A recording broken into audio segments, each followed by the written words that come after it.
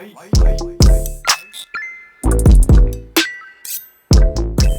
with another video that you guys really didn't ask for, but I think is really helpful and you guys should definitely know about it. So what is fast fashion? Let's get right into it. So fast fashion is inexpensive clothing products produced rapidly by mass market retailers in response to the latest trends. It's known for being cheap but trendy. Some fast fashion brands that you probably know about are Fashion Nova, Pretty Little Things, Shein, Boohoo. What are some places men shop? Zara. Yeah. Now, we all love these sites, the Pretty Little Things and Fashion Novas. We all know these sites. One, because they are cheap. These sites help out so many people, from those who can't afford expensive clothing to those who, where the expensive clothing don't make the sizes for them. So I've told you about what fast fashion is and how it helps out people. But the title says, how should Christians respond? So what's wrong with fast fashion? Before I get into it, I just want to say that there are 3 different types of people that I'm going to be talking about in this video. One, there are the people who can't afford to switch brands. There are the people who the brands don't make the sizes for, the people who don't have access to these brands.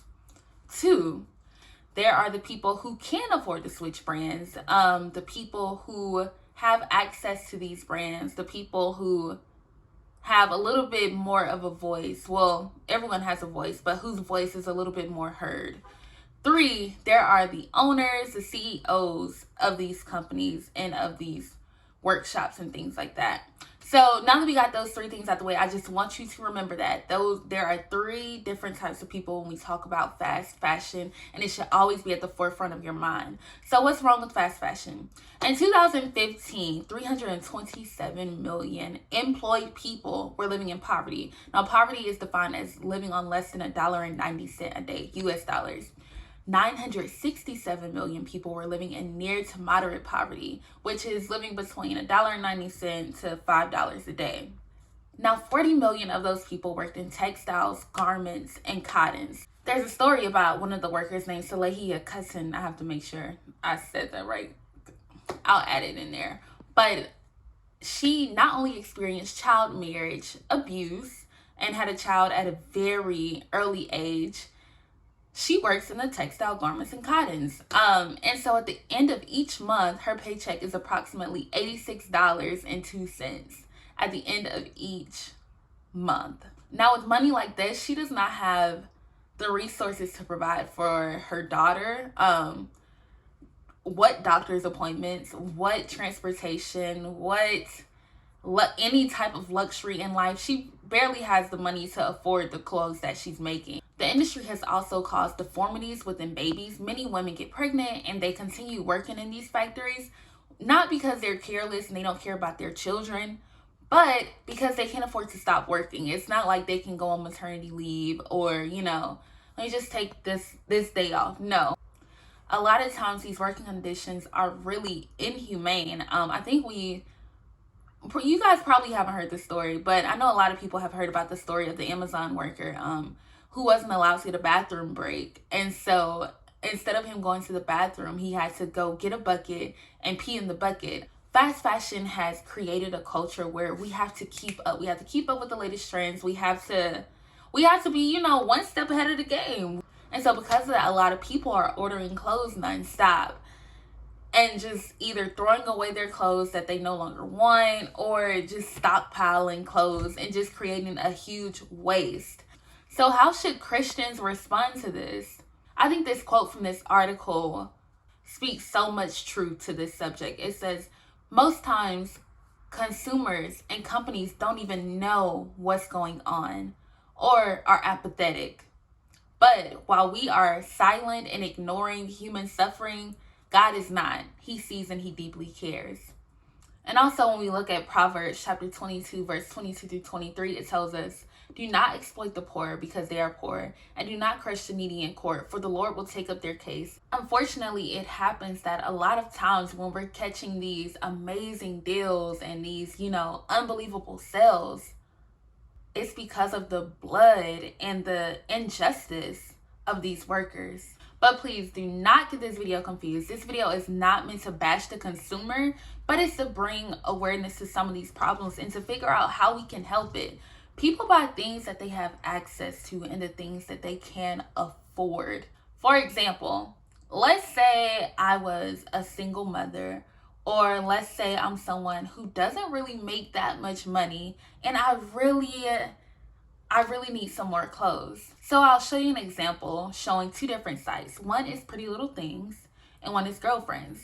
So you'll see on Pretty Little Things that I'm looking on activewear, and they have such amazing tops, amazing bottoms, and they're all around like $10-15.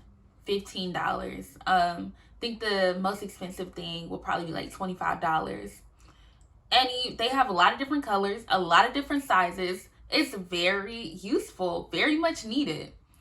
But then when we switch over to Girlfriends, you'll see Girlfriends is a little bit different. The first thing that'll probably stuck out to me was the price.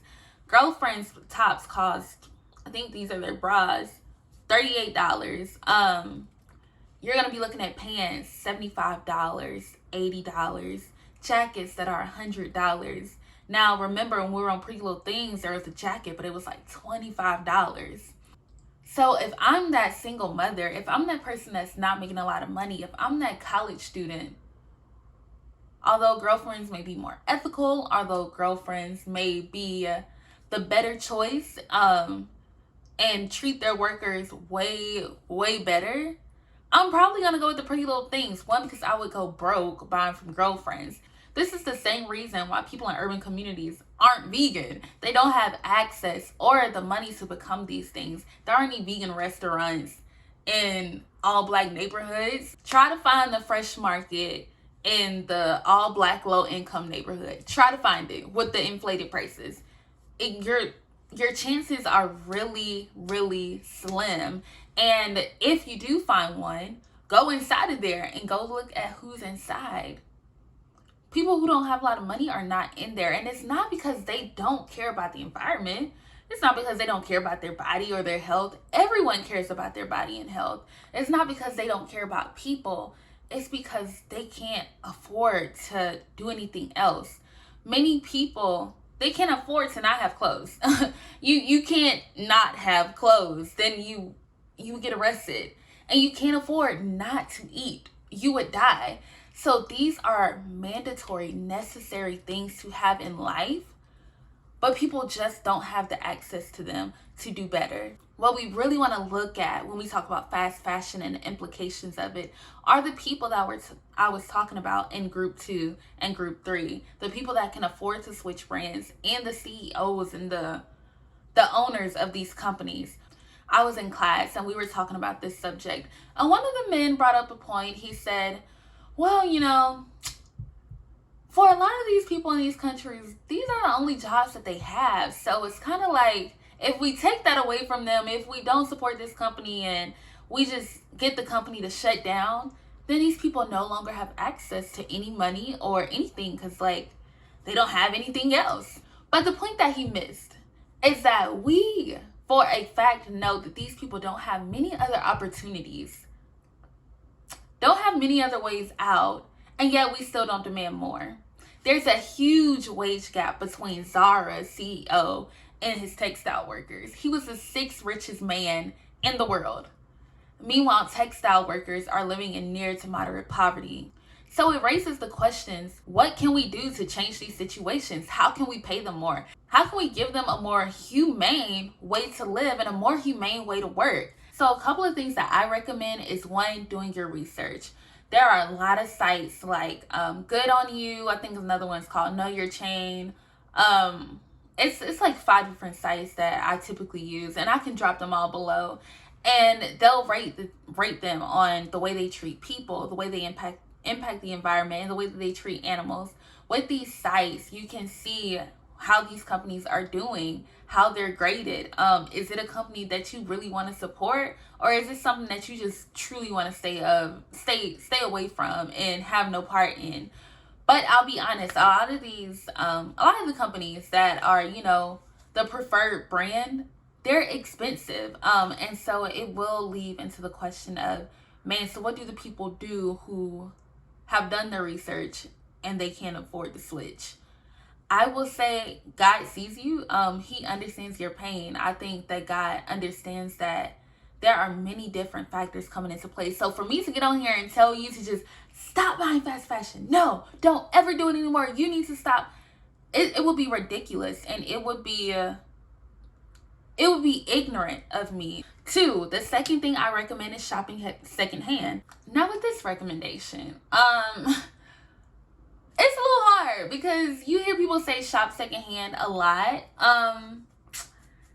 And let's be honest, not everybody's style is thrift store style. And then for some people, let's be honest, thrift stores are as good as where you live. So if you live in California, Los Angeles, New York, Houston, Atlanta, you'll probably go to the thrift store and find some Supreme, you may find some Gucci, all these amazing brands. You may find that at your thrift store. But for the people who stay in the back roads of Alabama, like I do, trust me, I understand. You're probably not gonna find Louis Vuitton or Gucci or Supreme or any of that. No, Lululemon, nothing. You may not find that. And so shopping secondhand is also another luxury that many people, shopping secondhand and getting luxury items, it's a privilege. But do not lose hope. There are some amazing, beautiful pieces out there, even if you stay in these backcountry roads or these small cities and towns. There is hope. Also, there are sites like Poshmark, a bunch of different sites where you can also shop secondhand and find amazing stuff. With those different apps, it gives you access to a broader audience, a bigger variety, so that way you're not chained to just your local thrift store and the thing that Grandma Sally bought in last week. Plus, most times things on there will not be full price. It may be a little bit more expensive than what you would pay for if you would have went to a thrift store, but it's also going to be less expensive than what you would have paid for if you would have gotten it from the store or from the site. So that's somewhat of a win. This is not a perfect suggestion, but it is one that works sometimes. The third thing I would say is repair or give away. There are clothes in your closet that, let's be honest, you haven't worn in years. There are many people who will be fortunate in many places who take clothes. It doesn't have to always go to Plato's. It doesn't have to always, be sold. The items that you can't sell, give them away to the people in need. I know someone, what they used to do is they used to keep t-shirts in their car, and so whenever they would see people on the side of the road, they would just hand them a t-shirt. Now, you may not want to keep t-shirts in your car, but it's an amazing act. And I think as people of the kingdom of God, we should be thinking of ways that we can actively help God's people. And so for people who can't afford to buy clothes at all, this is something, it's an amazing thing to do, to give away your clothes. Also, repairing. I know a lot of times we get so upset when we get a hole in our pants, or when the button's missing, or the zipper is just not working anymore, and it's so and so we want to throw it away, or we want to just do whatever with it. Repair it. A lot of times it's much more cheaper than buying a brand new peacoat or than buying some brand new jeans. Sometimes it is much cheaper than buying these new items. Fourth thing I would say, talk to the brands. Now, I understand that a lot of people have, like I said, have a voice, but your voice is not that loud. So I'm sure you're saying somewhere like, what am I supposed to do? Just demand that the brand changes? Like, they're gonna look at me like I'm crazy.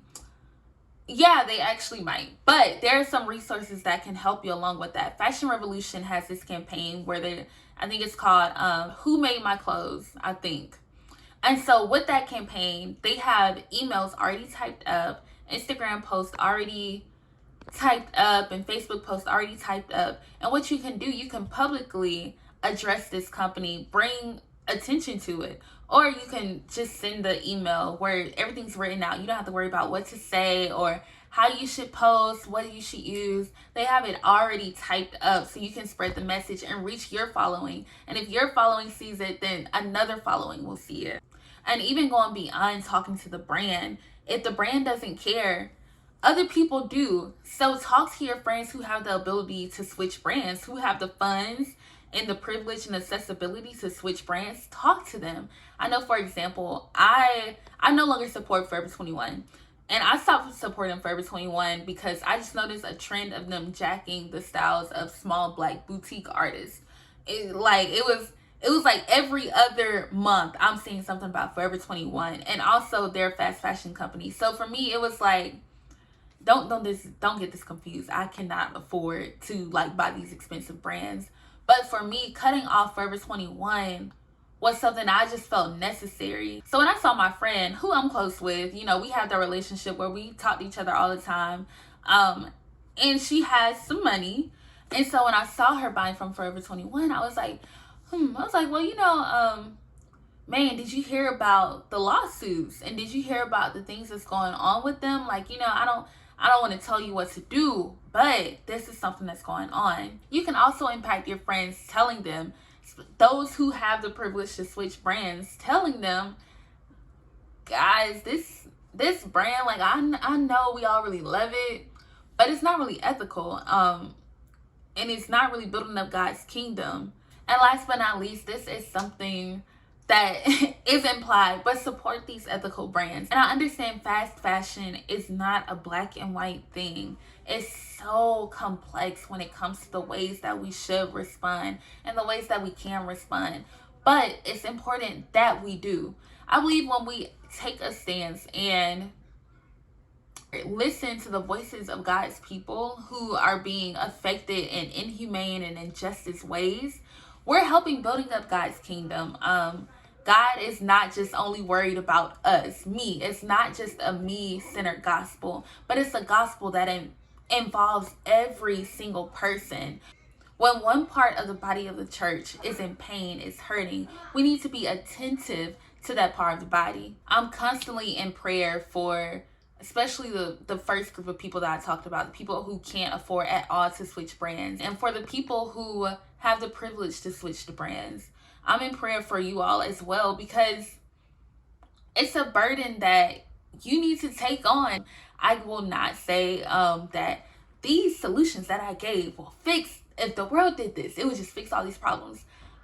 I know for a fact it will not change the fact that there's poverty in the world. But this is some of the things that we can do about it. So I thank you for watching this video. I hope it was not too long. Let me know what you think. If you have any other input, I would love to hear it. If you're not a Christian and you just like, yeah, what about, still comment below. Comment. Like the video.